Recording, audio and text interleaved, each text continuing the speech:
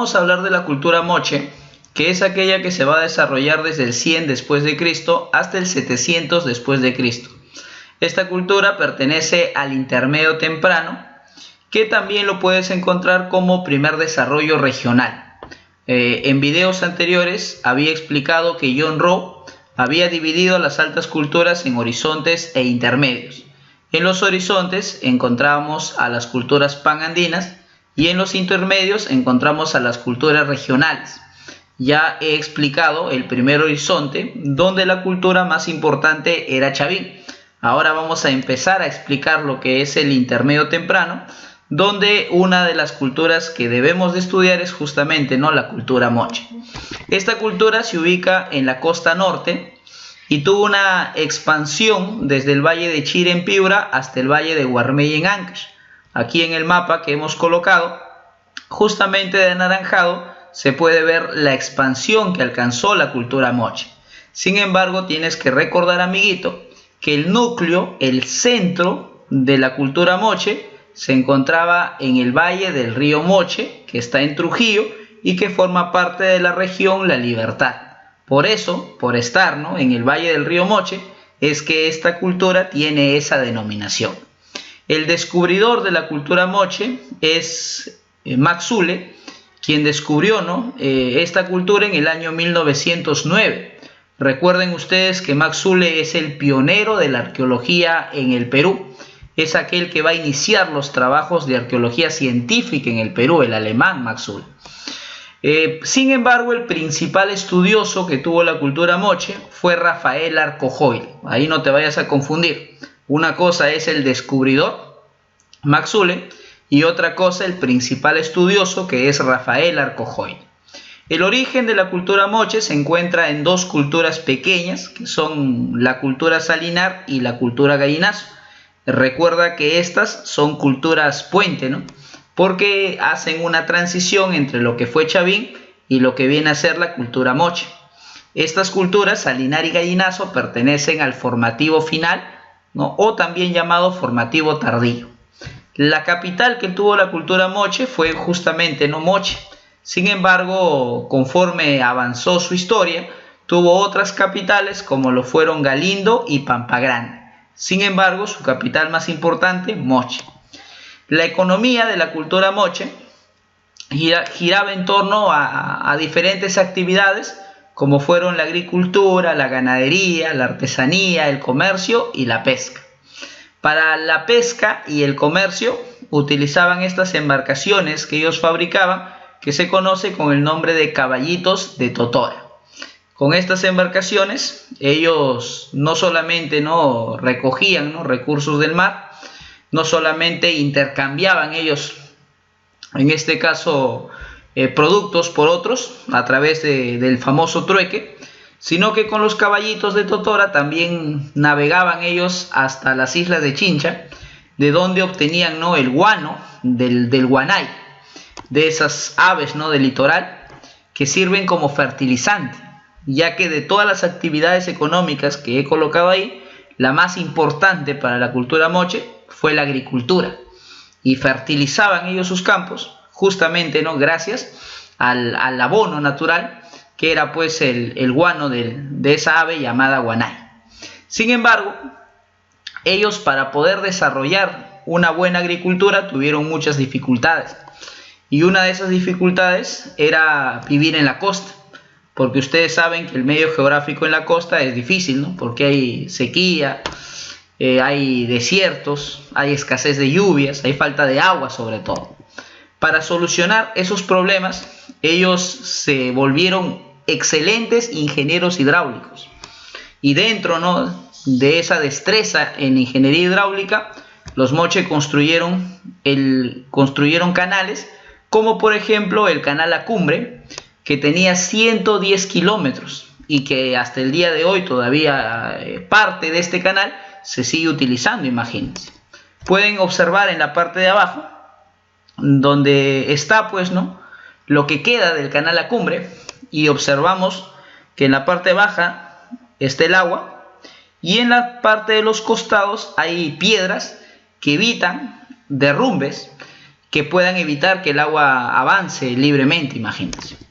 Ese canal lacumbre hace que los moches sean una de las culturas con mejor ingeniería hidráulica que hubo en el Perú, imagínense. Recuerden también que ellos construyeron el acueducto de Ascope y el reservorio de San José, no se olviden. El idioma que se hablaba en la cultura moche se llama muche, por eso que antiguamente se le llamaba cultura mochica a esta cultura. Sin embargo, a una cultura no se le denomina, ¿no?, por el idioma que hablan, sino por el lugar donde se desarrolla. Por esa razón es que hoy en día todo el mundo se refiere a esta cultura como moche. La posible escritura que habrían tenido los moches se llama payariforme. Lo que pasa es que, como estás observando aquí en la imagen, se han encontrado payares que tienen estos símbolos, miren, que tienen estos colores, ¿no?, estos dibujos, imagínense. Entonces, el principal estudioso de la cultura moche, que es Rafael Arcojoyle, ¿qué dice? Se trata de una escritura, dice él. Y como están en payares, lo ha denominado escritura payariforme, imagínense. Bueno, ¿no?, esa es la posición de Rafael Arcojoyle. Pero otros estudiosos de esta cultura, como por ejemplo Julio Cetello, el padre de la arqueología, dice que simplemente estos payares forman parte de un juego de mesa. Así como nosotros utilizamos la dama, utilizamos el ajedrez, ellos utilizaban payares, ¿no?, para poder distraerse, ¿no?, imagínense. El dios principal de la cultura moche se llama Ayapaec, que en idioma muchi, que es lo que hablaban, significa hacedor. Recuerden que tuvieron una religión politeísta, ¿no?, varios dioses, pero su dios principal, su divinidad principal, viene a ser en este caso Ayapaec. Aquí observamos, ¿no?, lo que viene a ser el rostro de Ayapaec. Este es un mural que se encuentra en la Huaca de la Luna, que fue descubierto por Daniel Morales Chocano. Ahí se observa, ¿no?, que Ayapaec es un dios terrorífico, es un dios castigador, es un dios que está irritado, que está molesto. Es un dios felino, ¿no?, porque claramente podemos observar ahí, ¿no?, los colmillos que tiene. Correcto. Recuerden que el gobierno que tuvo la cultura moche fue teocrático militarista. Habían sacerdotes y militares, ¿no?, que compartían en este caso el poder. Y los moche van a crear, políticamente hablando, una confederación de valles. ¿Ya? Recuerden que moche crea una confederación de valles, ¿no? O sea, moche no es un solo valle, sino es la unión de otros valles, por cierto. Correcto. Por eso que su expansión era desde Piura hasta Ancash. ¿Ya? Dentro de esta confederación habían autoridades, ¿sí? La máxima autoridad, el más importante, se llama Siequich. Correcto, el Siequich es la máxima autoridad. Así como en el Tahuantinsuyo está el Inca como cabeza, en la cultura moche como cabeza tenemos al Siequich. Un Siequich famoso, amiguito, es el señor de Zipán. ¿Ya? El señor de Zipán, por si no lo sabías, que lo vamos a ver más adelante, pertenece a la cultura moche. Y él era un Siequich, por eso que fue enterrado con sus generales, ¿no?, con su esposa, con su llama, con su perro, ¿sí?, porque él era la cabeza de esta cultura. Luego del Siequich tenemos al Alaec, que viene a ser el jefe subordinado. Te dije yo que moche es una confederación de valles, ¿no? El que lidera la confederación es el Siequich, pero cada valle tenía un jefe subordinado al Siequich, que se llama Alaec, ¿no? Y finalmente tenemos a los sacerdotes, que vienen a ser llamado Pilla. Él es el sacerdote, por cierto. Con respecto a la arquitectura, los moche usaron como material para sus construcciones el adobe. Este adobe era entregado por el pueblo como tributo. Ya, por eso que siempre recuerda que en la cultura moche se utilizaba el adobe tributario. En diferentes culturas, ¿no?, se han tributado al Estado alimentos, dinero, fuerza de trabajo. En el caso de moche se tributaba adobes, miles de adobes. Correcto. Recuerden ustedes que con esos adobes se construían las famosas huacas. Y las huacas no son otra cosa que templos, ¿no?, que tenían la forma de una pirámide trunco, una pirámide escalonada. Las más famosas huacas fueron la Huaca de la Luna, que hasta el día de hoy está en pie. Si visitan Trujillo pueden ingresar a la Huaca de la Luna, la Huaca de Cabo Viejo y la Huaca Rajada. Esta Huaca de Cabo Viejo es famosa porque ahí se encontró a la señora de Cabo, ya que es una gran sacerdotisa, y Huaca Rajada porque ahí se encontró el señor de Zipán, por cierto. Y para que tú no estés pensando cómo habría sido una huaca, aquí colocamos la imagen de lo que habría sido una huaca de la cultura moche. Esta es la huaca de la luna, ¿no? Es una reconstrucción a computadora de lo que fue la huaca de la luna. Dicen que habría tenido el tamaño de 10 estadios de fútbol, imagínate.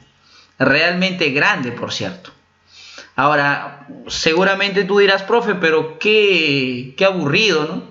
O de repente, qué monce, ¿no? Qué simple ver solamente adobe ahí. Y no es así, ¿eh? No es que ellos lo dejaban solamente como adobe, como barro, sino que ellos, para que su construcción tenga pues una mejor vista, en este caso se pueda maravillar a los que lo observan, ellos adornaban sus paredes con pinturas que se conocen con el nombre de murales, por cierto. Los murales son pinturas que ellos realizaban en sus huacas, no olvidar. Y los murales más famosos que existen son la danza de los prisioneros y la rebelión de los artefactos. Estos dos murales se encuentran aquí, ¿no? En la famosa huaca de la luna, por cierto. Y aquí en la parte baja estamos observando uno de ellos, que viene a ser, ¿no? La danza de los prisioneros. Correcto, la danza de los prisioneros. Ahí vemos justamente, ¿no? A un soldado que está llevando, mira, a un prisionero, y hay una soga, ¿no? Con el cual está agarrando su cuello, imagínate. En la parte de abajo encontramos otro mural donde representaban a su dios. El dios principal de esta cultura, ¿quién era? Ayapaec. Y lo vemos a Ayapaec, que está sobre una mujer, está teniendo relaciones con esta mujer, y hay sacerdotes, ¿no? Que están llegando y están trayendo, mira, bebidas, seguramente alguna bebida afrodisíaca, para poder en este caso aumentar el placer en el acto sexual, imagínense. Ahora, esto es importante, claro que sí, ¿no? Porque nos damos cuenta que no solamente van a ellos representar en su iconografía su vida cotidiana, lo que ellos pasaban día a día, sino también van a representar en este caso escenas mitológicas, ¿no? Escenas relacionadas con sus dioses, ¿no? Por eso que siempre tienes que recordar que la iconografía mochica sirvió para representar escenas de carácter mitológico, muestra a sus dioses, a sus divinidades y realistas, ¿no? Porque muestran lo que fue su vida, por cierto. Muy importante. Entonces, los maestros del muralismo, ¿quiénes son? Los moche, no te olvides. Así que cuando tú tienes por ahí, no sé, impulso, ¿no? De pintar en una pared, ¿no? De repente agarrar tu spray, ¿no? Y hacer un graffiti, por ejemplo, y alguien te quiere llamar la atención, ¿qué vas a decir, no? Es mi origen moche, ¿no? Lo que me obliga, ¿no? En este caso a pintar, dirás tú, ¿no? Correcto. Ellos son mi inspiración, dirás tú, ¿sí? Ellos son los primeros que pintaron en paredes, por cierto. Sobre la cerámica moche, ellos tienen una de la mejor cerámica que existe en toda América, por cierto. Recuerden que su cerámica fue escultórica, realista y bícroma. Escultórica porque les interesa bastante la forma, ¿sí o no? Realista porque muestra lo que ellos vivían. Y bícroma porque utilizaban solo dos colores, que vienen a ser el rojo y el crema, nada más. Dos colores, a rojo y crema. Por eso que siempre les digo a mis alumnos, ¿no? Los moche en su cerámica eran hinchas de la U, rojo y crema utilizaban. A los de Alianza tal vez no les guste, pero es lo que ellos utilizaban como colores en su cerámica. Dentro de los huacos que ellos tuvieron destacan, ¿no? Los huacos retratos, ¿ya? Donde representan su estado de ánimo. Aquí en la parte de abajo estamos mostrando, ¿no? Lo que es un huaco retrato. Ahí está, ¿no? Justamente cómo eran ellos de rostro, miren, ya su estado de ánimo, por cierto. Luego tenemos también los huacos eróticos, donde plasmaban ellos pues su vida sexual, ya lo que ellos practicaban en su actividad sexual, en su vida sexual, lo plasmaban en su cerámica, por cierto. Esto lo dejaban como enseñanza, tal vez, ¿no? Para sus futuras generaciones, imagínense. Correcto. Para que, por ejemplo, ¿no? Tú sepas qué hacer en este caso con tu pareja, cómo alcanzar el máximo placer de repente, ¿no? Además, también se piensa que estos huacos eran como un culto a la fertilidad, por cierto, no como un tema netamente de lujuria, ¿no? Sino como respeto en este caso a la fertilidad. También se han encontrado los huacos patológicos, que vienen a ser huacos donde muestran enfermedades que ellos tenían. Aquí, por ejemplo, observamos, ¿no?, un huaco donde se ve la enfermedad que tiene, que sería la sífilis. La sífilis es una infección de transmisión sexual. Es una enfermedad, pues, que afecta al cuerpo, ¿no?, por una vida sexual desordenada, ¿no?, imprudente, ¿no? Y aquí vemos, por ejemplo, ¿no?, cómo le han aparecido heridas en diferentes partes del cuerpo, miren. No solamente en su pene, sino en diferentes partes, ¿no?, del cuerpo le han salido ampollas, miren. Eso es justamente la sífilis, por cierto. ¿Ya? Y aparte de ello, también se han encontrado otros huacos, ¿no?, donde hay enfermedades como el labio leporino, por ejemplo. Entonces, huacos patológicos hay bastante en la cultura moche. También tenemos huacos documentales, donde muestran, ¿no?, donde documentan, valga la redundancia, su vida cotidiana, ¿sí? Recuerden que aquí, por ejemplo, ellos muestran, ¿no?, a un moche que está sobre una tabla y está sobre las olas, imagínense. Entonces, si tú de repente yo te digo, no, olas, tabla, una persona, de inmediato tú me dices, profe, eso es el surf. Por supuesto que sí, pues chicos. Los moche habrían practicado el surf en el antiguo Perú y esta actividad, este deporte, no habría llegado del extranjero, como siempre nos han dicho, sino habría sido una actividad que inclusive podría haber nacido en el Perú, imagínense. Y claramente eso queda evidenciado por los huacos que se han encontrado dentro de esta cultura. Pueden observar ahí la imagen, por cierto. Entonces, una de las mejores cerámicas que se ha encontrado en el Perú y en América es de la cultura moche. ¿En qué destaca sobre todo? En escultura. Es la mejor cerámica escultórica, por cierto. Lo que más llama la atención en esta cerámica es la forma que le da. No el color, ¿no?, sino la forma, por cierto. En cuanto a la orfebrería, los moche utilizaron la tumbaga. Y la tumbaga es una aleación de 3 metales, que es el oro, la plata y el cobre. Tumbaga es la aleación que utilizaron. Las técnicas que van a utilizar, pues, en su orfebrería son el laminado, el repujado, el dorado y el moldeado. Esas son las técnicas que utilizan. Y los restos que demuestran, pues, lo bueno que fueron en orfebrería sería, ¿no?, la famosa señora de Cao, que fue encontrado en Cao Viejo por Régulo Jordán. Y recuerden que la señora de Cao es una poderosa sacerdotisa de la cultura moche. El descubrimiento de la señora de Cao evidencia que en el antiguo Perú el papel de la mujer era tan importante como el papel del varón, por cierto. Porque cualquiera no podía ser sacerdote, ¿sí o no? Bueno, en este caso recuerden que justamente el papel de la mujer era igual al del varón en el antiguo Perú. Luego tenemos al señor de Zipán, que fue descubierto en Huaca Rajada por Walter Alba. Walter Alba descubrió al señor de Zipán en Huaca Rajada. El señor de Zipán representa un siequich, a la máxima autoridad dentro de la cultura moche. Por eso que, como te dije, ¿no?, fue encontrado también con sus generales, ¿no?, fue encontrado con sus esposas, fue encontrado con su llama, inclusive con su perro, por cierto. Ya recuerden que se ha hecho una reconstrucción genética del rostro del señor de Zipán y este habría sido el rostro real del señor de Zipán, por cierto. Correcto, no se observa muy bien tal vez aquí, pero colocas en Google rostro del señor de Zipán y vas a encontrar realmente cómo fue él, por cierto.